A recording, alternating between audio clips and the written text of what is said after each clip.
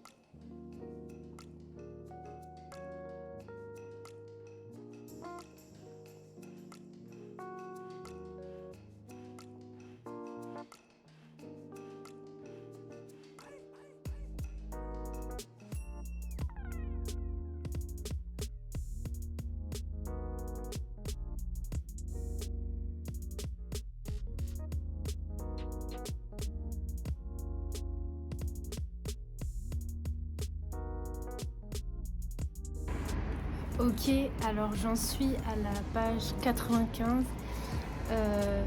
J'aime beaucoup. C'est vrai que bon, pour l'instant il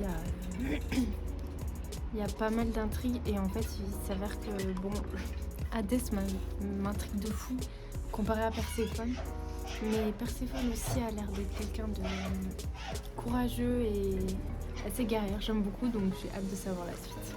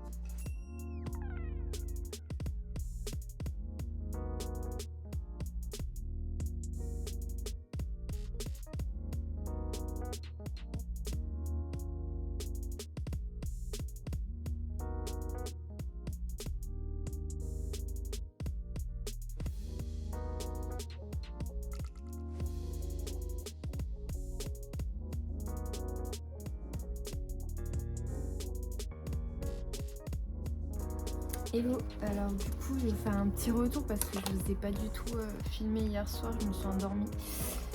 Et du coup là j'ai lu, il doit être, je sais pas à quelle heure. Il doit être midi, un truc comme ça, je vais aller me préparer. Et j'en suis à la page 374, donc au chapitre 22. Je fonds, je suis un PLS. Là je vais aller me préparer parce que je veux que j'aille à l'entraînement de mon chéri. Et après quand je rentre je lirai du coup, je finirai le livre. Pour l'instant j'adore, voilà, j'ai trop hâte de finir le livre et on se retrouve pour la fin. Hello, on se retrouve pour la fin de ce vlog. Comme vous en doutez, j'ai fini Hadès et Perséphone, donc le tome 1. Je l'ai fini une demi-heure avant la fin du challenge. Donc là on se retrouve pour le lendemain. J'ai pas eu le temps de faire la fin du vlog parce que j'ai dû partir après à l'entraînement. Bref, du coup, comment vous dire que j'ai adoré. Franchement, c'est l'un des meilleurs livres que j'ai lu actuellement. Hors la saga Le sang et la cendre dont je suis super fan. Franchement, ça se place dans le top 5 largement, voire en top position avec la saga. J'ai très hâte de lire les autres tomes. Franchement, très belle découverte.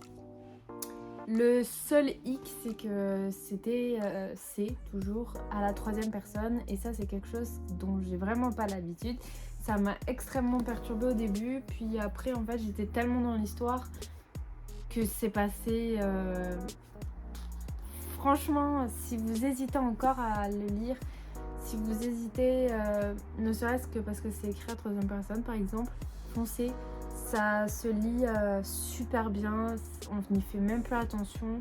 Franchement, ça m'a perturbée que le premier chapitre parce que au début, j'avais du mal à comprendre qui était qui parce que je lis pas ce genre de